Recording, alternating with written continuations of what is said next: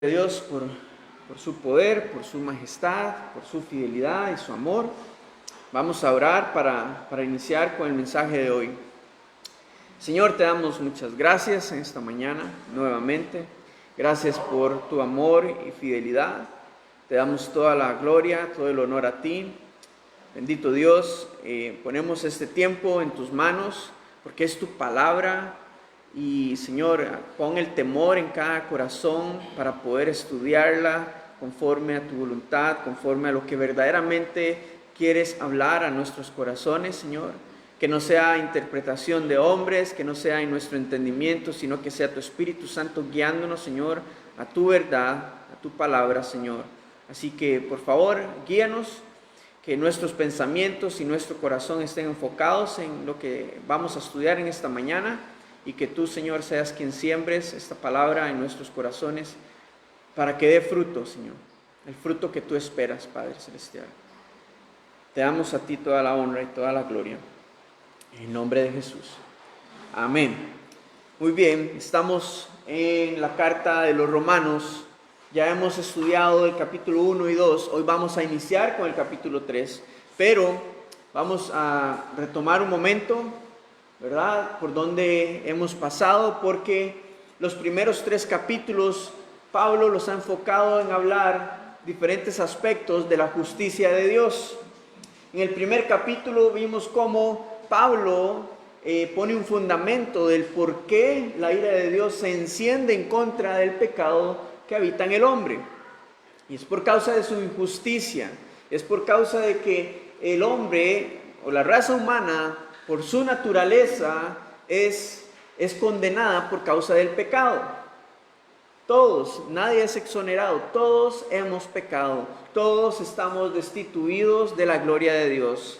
Y lo que ha pasado en el corazón de los hombres a través de la historia es que decidieron tomar lo que pertenece a Dios, que es su gloria, el trono, la majestad, y han querido atribuírselo a animales, a la tierra, a la creación, a hombres, a mujeres, a rocas, imágenes, y han desfigurado completamente quién es Dios verdaderamente. Y han preferido darle honor y gloria a estas cosas corruptibles y no al Dios único y verdadero. Y eso que Dios se ha manifestado, se ha dado a conocer, y de su invisibilidad, de poder y majestad y divinidad, Él la ha manifestado a los hombres a través de la creación. Y tenemos evidencia de que todo está sustentado por Dios. Cómo funciona el universo, cómo funciona el cuerpo humano, el cuerpo de cada animal. Todo ha sido creado por Dios detalladamente, y es en donde los hombres, donde toda la humanidad puede apreciar la majestad y el poder del Dios creador. Pero en su rebeldía, en su dureza de corazón, han querido glorificar más a otras cosas corruptibles, dándole gloria a esto y no dando la gloria a Dios, no reconociéndolo a Él como el único y verdadero Dios. Y esto tiene un nombre, se llama idolatría. Todo aquello que le está quitando el primer lugar a Dios, que está quitándole la gloria y la honra a Dios. Entonces, ese fue el fundamento, y por causa de la dureza del corazón de los hombres, que aún habiendo conocido a Dios en parte a través de la creación, han preferido inclinar su adoración hacia otras cosas, es que Dios los ha entregado a las concupiscencias de su corazón. Esa es la consecuencia de toda la humanidad. Dios los ha entregado, no porque haya sido su voluntad, sino porque han sido las decisiones de los hombres, por causa del pecado que habita en ellos, que han querido inclinarse por estas cosas, por la idolatría. Y el resultado de esto ha sido la degradación moral en la que la humanidad, en que la raza humana ha venido generación tras generación hasta nuestro tiempo, y continuará, porque todo se basa o está fundamentado en el pecado, en la dureza de sus corazones. Y esta degradación moral la podemos evidenciar en nuestra sociedad hoy. Y Pablo lo decía en el capítulo 1, que el hombre y la mujer han tomado esto para ir en contra del orden natural con el que Dios los ha creado. Y se han encendido en su lascivia, o sea, en su deseo sexual, para ir contrario al diseño original con el que Dios los ha creado. Por lo tanto, todos son culpables, tanto por sus acciones como por sus actitudes, sus pensamientos. Y esto Pablo lo estaba ilustrando, lo estaba diciendo en el primer capítulo de una manera general, para darle a entender a la iglesia, tanto a judíos como a gentiles, que todos merecen la ira de Dios y todos son culpables. Todos son culpables. Luego, Pablo comienza a hablar más específicamente a los que moralmente se sentían más que los demás. Principalmente aquellos líderes judíos que han enseñado al pueblo judío de que ellos tienen un favoritismo delante de Dios en el día del juicio. Solo por el hecho de que vienen de la descendencia de Abraham, según la carne, solo porque tienen la ley, tienen el conocimiento de la ley de Dios y de la ley de Moisés, y se creen más morales que los demás. Por lo tanto, se creían más dignos de recibir un favoritismo por parte de Dios que los demás. Pero Pablo se trajo abajo este argumento, dándoles a entender de que no es obra de ellos, que no hay ninguna obra que sea suficiente de los hombres para justificarse delante de Dios. Y en este mismo capítulo, luego comienza a enfocarse en los religiosos, que fue los que vimos la semana anterior. Aquellos religiosos judíos que tienen la palabra de Dios, tienen la Torá, tienen la ley, los profetas, enseñan acerca de esto a sus generaciones, pero que a pesar de sus rituales, ellos pensaban nuevamente de que tenían la salvación asegurada por solo el hecho de ser el pueblo escogido por Dios para traer al Mesías. Y Pablo nuevamente se trajo abajo este argumento, dándoles a entender o haciéndoles entender de que la circuncisión o las obras en sí no son los que van a justificar al hombre delante de Dios, sino de nuevo diciéndoles: todos somos culpables, nadie es exonerado de esta culpa, todos estamos bajo la condenación del pecado y todos merecen la ira de Dios. Por lo tanto, estas son las malas noticias para toda la humanidad, de que todos están destituidos, todos son culpables, todos recibirán un justo juicio de Dios. Pero no solamente son malas noticias, sino que también la buena noticia es hacerles entender de que necesitan un Salvador, y ese Salvador es Jesucristo. Ahora en el capítulo 3 vamos a ver cómo Pablo continúa en esta misma línea, hablándole a los judíos, y se va a poner en los zapatos de diferentes hipótesis, de diferentes posturas que tenían los hombres para argumentar en contra de la justicia de Dios. Y esto es interesante porque vamos a aprender a través de ello. Capítulo 3, versículo 1 y 2. Dice: ¿qué ventaja tiene pues el judío?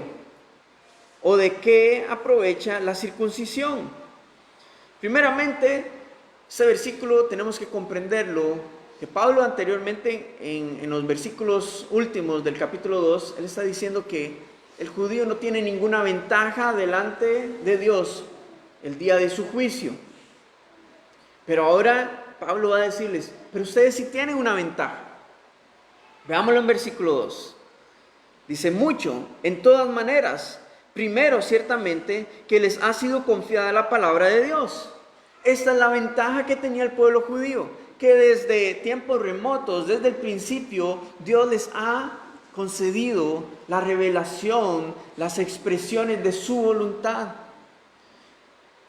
la anticipación del Mesías, la anticipación de los tiempos finales a través de los profetas.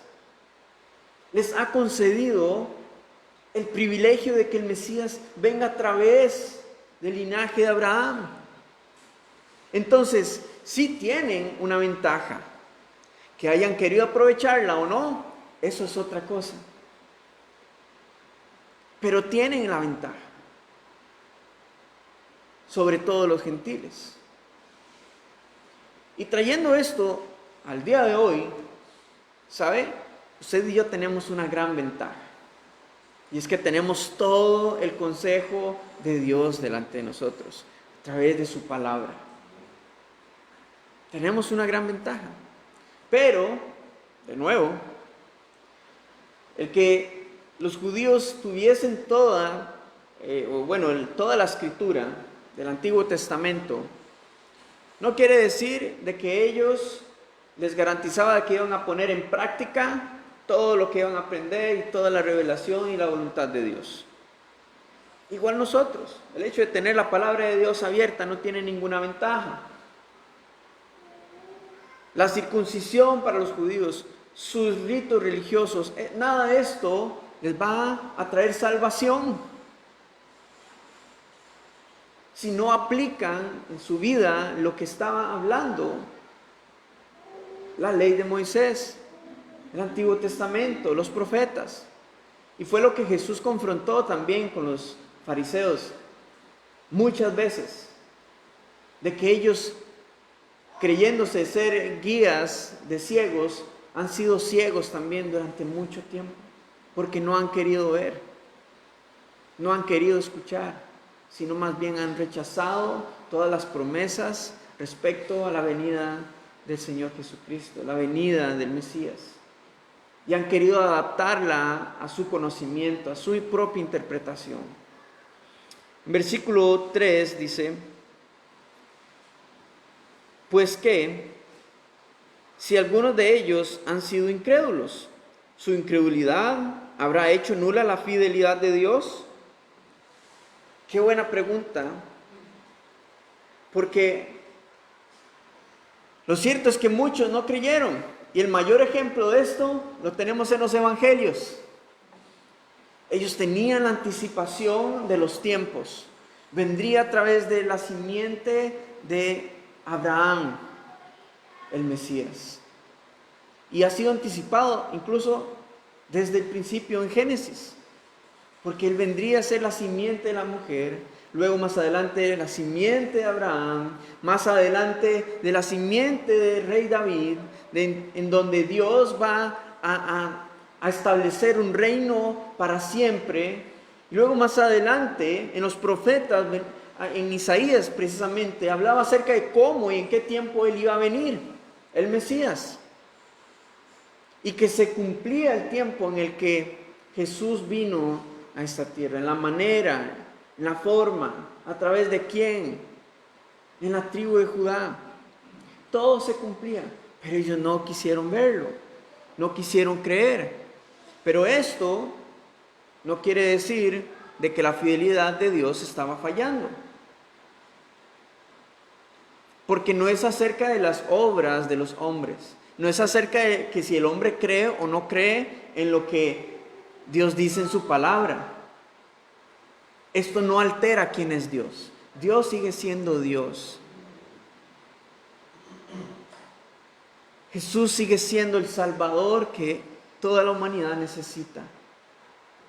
Nada cambia. Y es lo que Pablo está argumentando, de que, bueno, este es el argumento que Pablo está, hipotético que Pablo está exponiendo. ¿Será que la fidelidad de Dios está fallando solo porque algunos no creen? Y bueno, los sacerdotes, fariseos, escribas no creyeron en Jesús, aunque tenían toda la evidencia y eran los conocedores de la ley. No creyeron en él. Pero esto no quiere decir de que Dios estaba fallando en su palabra, en absoluto. En versículo 4, Pablo responde a esta pregunta. Dice, de ninguna manera, antes bien sea Dios veraz y todo hombre mentiroso, como está escrito, para que seas justificado en tus palabras y venzas cuando fueres juzgado. Contrario a todas las teorías y argumentos que tenían los judíos respecto a la venida del Mesías, respecto al cumplimiento de las palabras de Dios, ellos iban a quedar como mentirosos. Porque la palabra de Dios va a ir fundamentada con hechos, con el cumplimiento, con acciones que se van a ir concretando en su tiempo, en un tiempo establecido y conforme a la soberana voluntad de Dios. Y si lo traemos a nuestro tiempo, debemos comprender de que, contrario a las teorías, hipótesis y palabras y argumentos y razonamientos de los hombres a lo largo de toda la historia, las cuales han variado respecto a su posición sobre la creación, sobre la ciencia, sobre la creación del hombre, sobre Dios, todo esto ha variado. Pero, ¿saben? La palabra de Dios permanece para siempre. No ha cambiado. Contrario a estas teorías, suposiciones, argumentos, incluso de personas que uno diría, wow, qué personas más intelectuales y eruditas, quedan como mentirosos delante de Dios, porque no tienen un argumento firme, son verdades relativas. Pero la palabra de Dios es una verdad absoluta, porque no cambia y se cumple. Y el hecho de que el hombre crea o no crea, esto no altera su palabra, no altera quién es Dios, no altera qué ha dicho Él, ni el cumplimiento de los tiempos. Y gloria a Dios por eso, porque gracias a esto podemos descansar en su palabra, en lo que dice ella. Gracias a esto, gracias a Dios.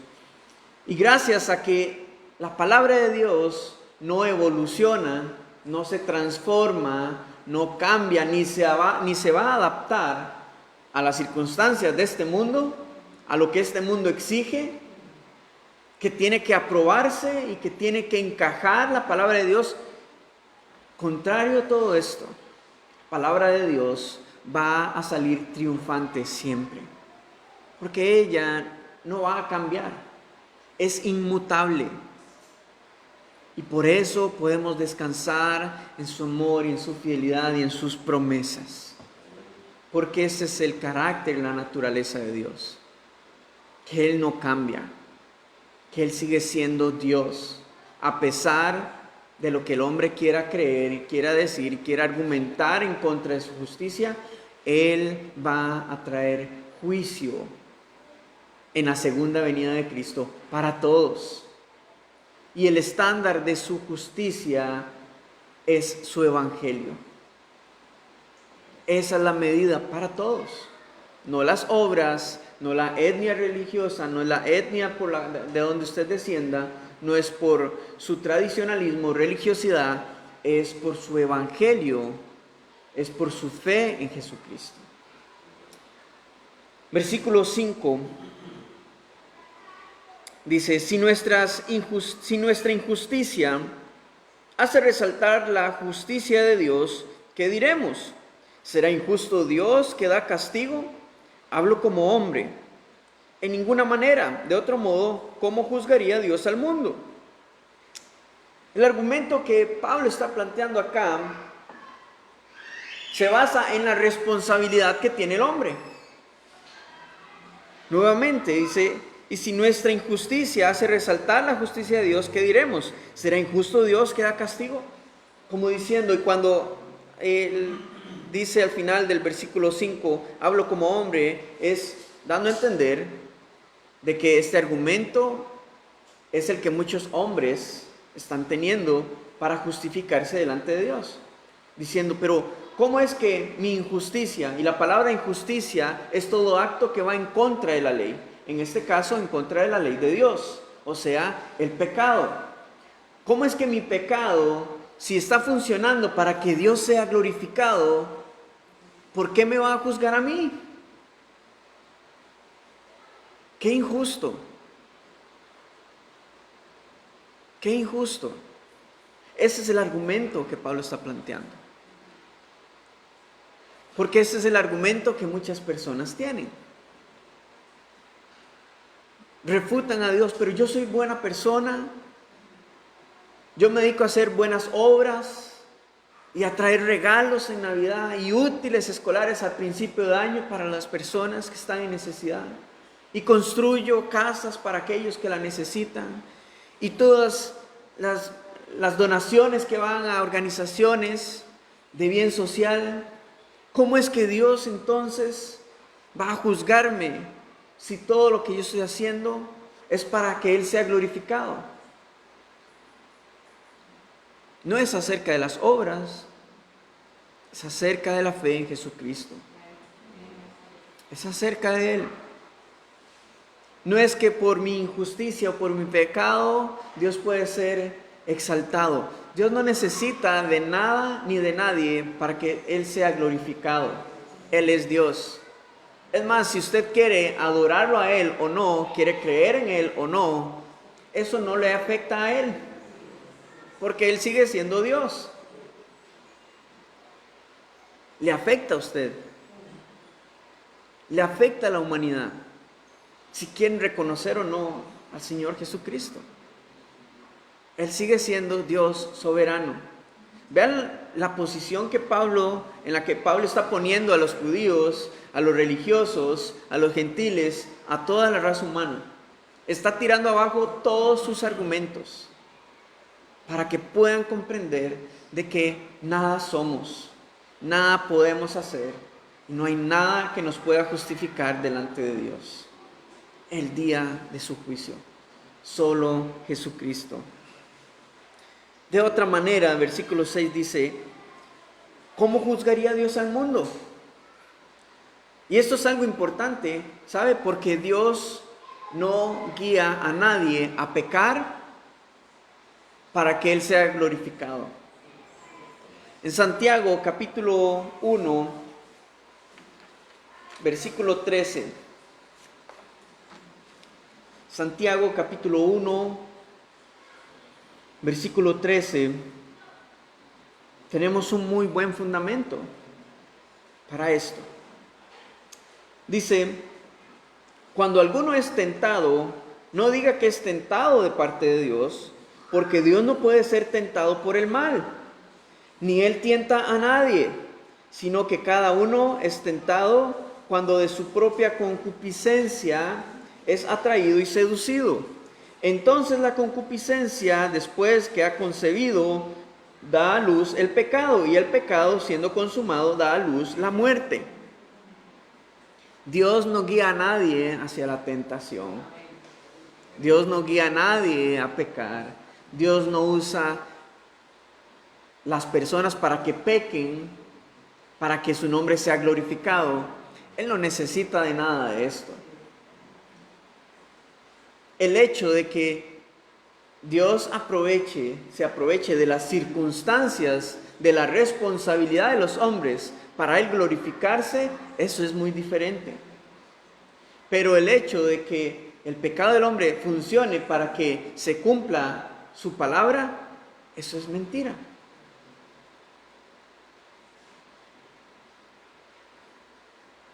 Un ejemplo muy claro, de nuevo, regresando a los evangelios.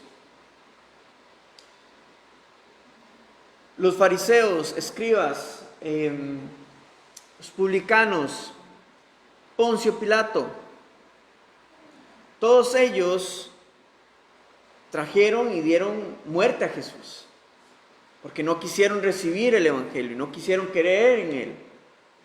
Pero eso no quiere decir que ellos están exonerados de su responsabilidad.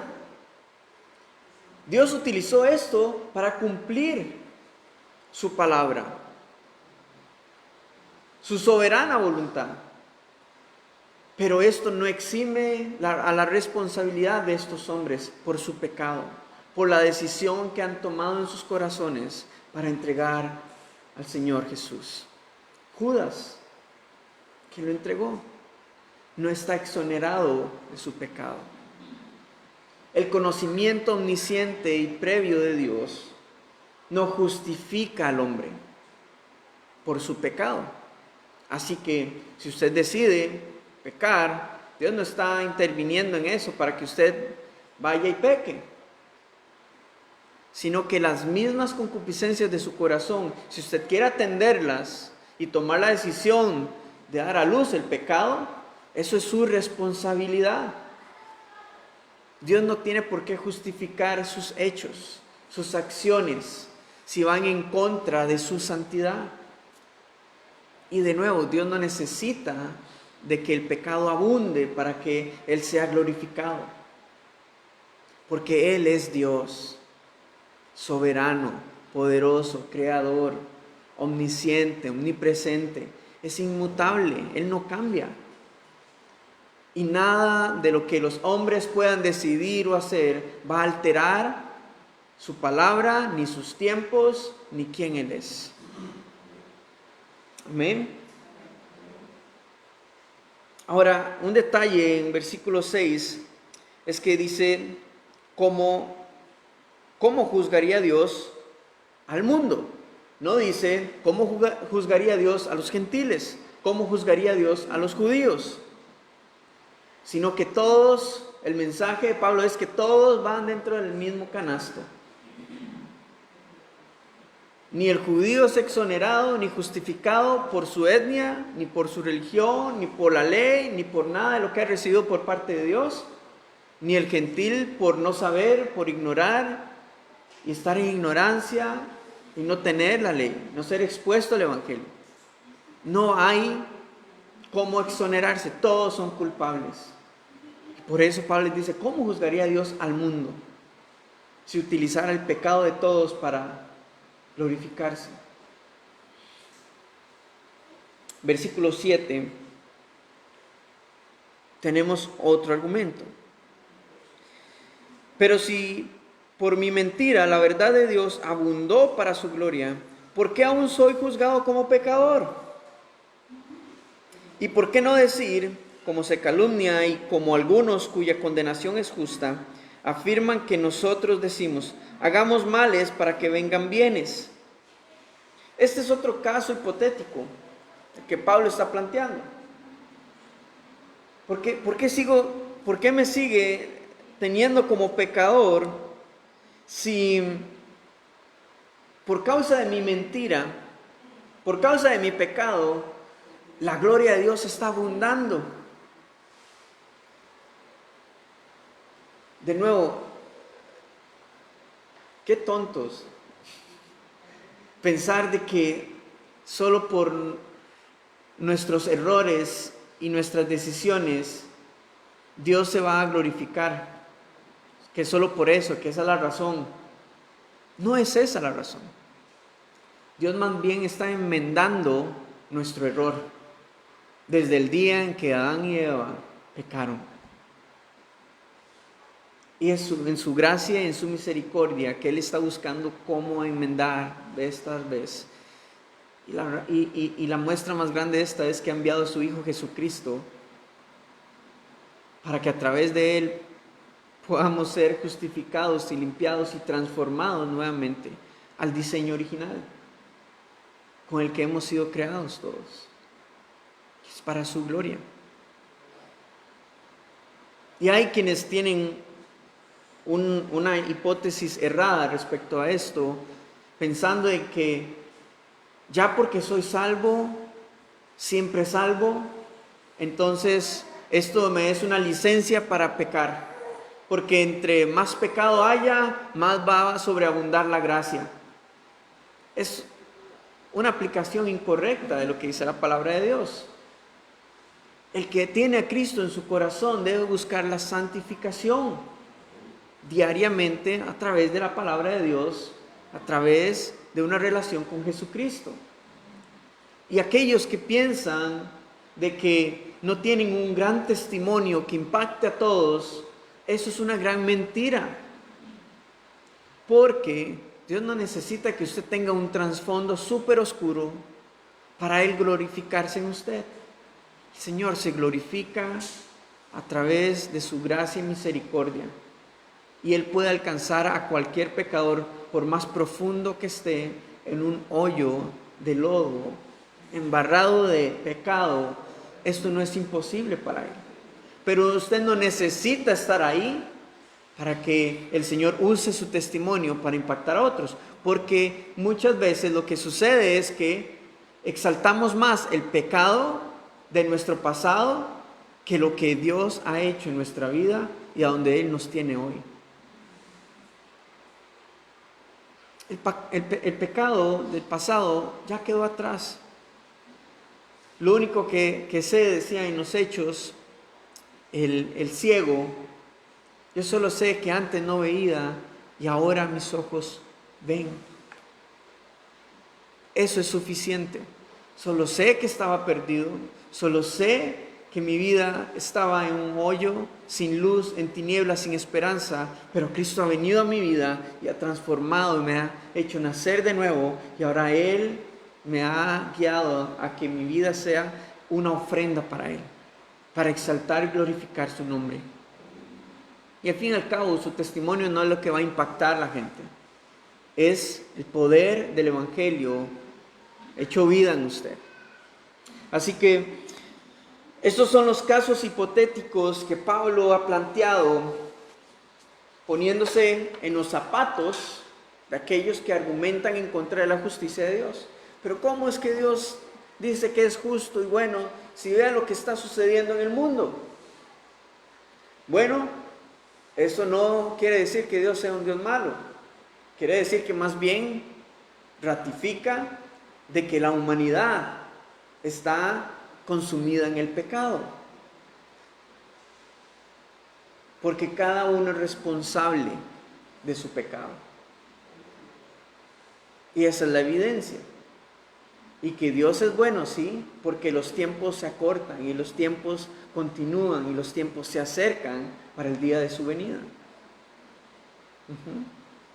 Ahora, este ejemplo de lo que Pablo ha hecho es algo que nosotros podemos implementar en nuestra vida, ¿sabe? Ponernos en los zapatos de aquellos que aún están en ignorancia para poder comprender y poder ver cuáles son sus argumentos, para entonces nosotros venir y prepararnos y estar deseosos de estudiar su palabra para presentar defensa ante los argumentos que tiene este mundo el día de hoy. Cuando usted escucha y entiende y ve las noticias y ve la actitud y las acciones que están sucediendo en nuestra sociedad, venga la palabra de Dios.